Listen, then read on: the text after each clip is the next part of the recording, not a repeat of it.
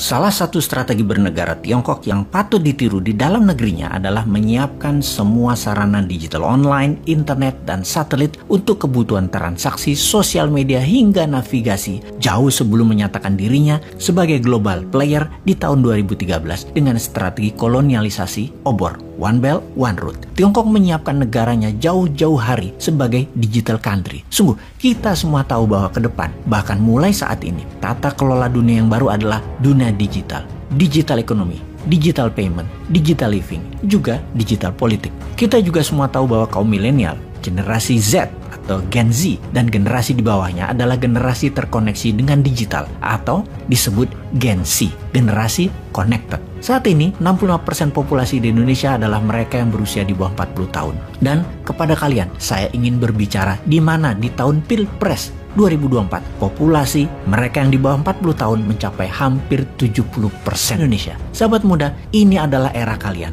Saya dan kami yang berusia di atas 50 tahunan adalah generasi pengantar. Kami tekankan, kami adalah generasi perantara. Kami harus mengantarkan Anda terbang, take off segera. Dosa kami kalau menghalangi kalian untuk melambat-lambatkan kalian untuk membuat Indonesia menjadi pengendali dunia ini. Salah kami kalau menunda kalian untuk menjalankan apa yang kalian miliki, yaitu potensi menjadi yang terdepan. Bodoh kami kalau kami masih minta berkuasa lagi atau bahkan menghalangi kalian untuk memegang kendali negara agar kami selamanya berkuasa. Bodoh kami itu. Selama 2 tahun ke depan, inilah masa yang penting. Kalian harus menguasai ekonomi digital secara mumpuni. Kita melihat sebentar apa yang terjadi di dalam The Tale of Two Country, kedua negara Amerika dan Tiongkok yang sedang perang yang ditunggangi globalis. Secara militer, Amerika masih mendominasi. Namun secara teknologi, Tiongkok sudah menyamai. Secara perdagangan, Tiongkok sudah menguasai dunia. Secara logistik dan distribusi, Tiongkok yang menang. Uang, Wall Street, Tiongkok punya sendiri, dan Bosman sudah puluhan kali menulis dengan Hudsonian New Economic Model yang Tiongkok punya. Sosmed, informasi, apakah Amerika pemenangnya? Mungkin di dunia saat ini leading Amerika, tapi di Tiongkok, di dalam negerinya,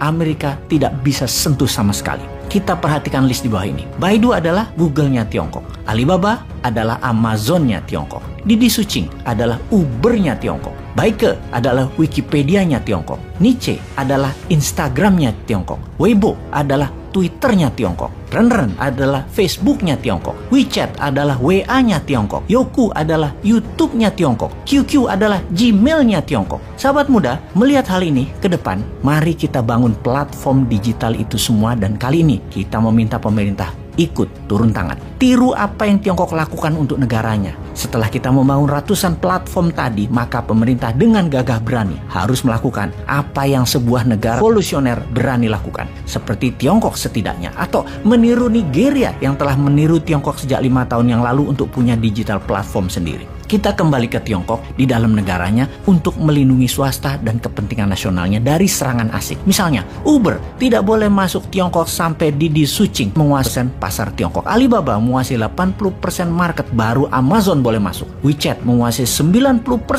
baru WA boleh masuk. Weibo menguasai 80%, baru Twitter boleh masuk. Itu nasionalis namanya. Pejabat kalau berani begini, itu baru namanya pejabat yang patriotis. Kalian, sahabat muda, harus bisa membangun platform ini semua mulai dari sekarang, sehingga ketika pemerintah melakukan tindakan proteksi tadi, kalian sudah siap. Sekali lagi saya ingatkan, 2 tahun ke depan adalah masa yang sangat cepat, dan kita semua tahu di dalam waktu 3-6 bulan saja kalian bisa platform tersebut. Kerjakan sekarang. Di tahun 2022 ini mulailah buat dan jalankan platform-platform tadi, sehingga secara sederhana bisa kita kalkulasi. Di tahun depan, di tahun 2023, ketika 80% populasi sudah tersentuh internet, bahkan platform komunikasi 5G sudah dipakai oleh lebih dari 30% alat komunikasi, aplikasi sosmed beragam tadi sudah milik bangsa, Indonesia sudah menjadi negara digital. Itulah tatanan dunia baru di tahun 2022 ini selepas pandemi. Di tengah masalah militer perang Ukraina, di tengah kenaikan harga bahan pangan dan energi, di tengah dunia menggeser itu semua, dunia bergeser ke arah lebih cepat ke arah digital world. Dunia digital. Untuk itu, kita siap dengan digital ekonomi kita, siap dengan digital living. Tinggal 1 langkah lagi ke depan bagi kalian generasi milenial dan generasi Z. Di tahun 2023 mulailah bersiap untuk masuk ke era baru digital politik. Disinilah saya pribadi dan beberapa sahabat saya yang usianya di atas 50 tahunan ini menitipkan pesan. Kalian ambil alih dengan elegan semua hal digital mulai saat ini hingga seterusnya. Pastikan pemimpin bangsa ini ke depan usianya di tahun 2024 adalah mereka yang usianya di bawah 50 tahun pejabatnya yang terbanyak. Kalau perlu pilih pimpinan puncaknya milenial yang paham dunia anak muda dan digital. Juga pastikan pilih pemimpin yang merupakan segar. Jangan yang itu-itu lagi, baik namanya ataupun orangnya. Kalau yang itu-itu lagi atau orang di sekitarnya, pasti masih ada campur tangan penguasa lama dan oligark. Coret mereka semua itu. Generasi kalian milenial adalah pemimpinnya. Lupakan manusia pendosa semacam kami ini. Semacam saya sih. Lupakan mereka yang terus ingin berkuasa walaupun ternyata tidak membuat bangsa dan negara lebih baik selama ini. Sekali lagi, jadikan hanya sebagai referensi yang tua-tua itu, bukan jadikan dewa kata-katanya. Jangan ditiru kelakuannya lagi. This is Bosman. Bosman hanya seorang ideolog yang membantu kecil saja dengan membuat video cara cerdas bernegara, dan kalian sahabat muda harus belajar lagi dengan ribuan literatur dunia terbaru lainnya. Buatlah desain baru negara ini. Jangan pakai otak kami yang sudah tidak terbukti tidak membuat semua orang sejahtera. Saya yakin semua senior pasti legowo ketika melihat apa yang kalian lakukan selama 2 tahun. Kalian memantaskan diri kalian untuk memimpin bangsa ini secara konstitusional dalam 1 tahun ke depan. Jika kalian tidak mengambil peluang ini semua, juga tidak berkarya apa-apa, maka saya di tahun 2023 pasti akan menghardik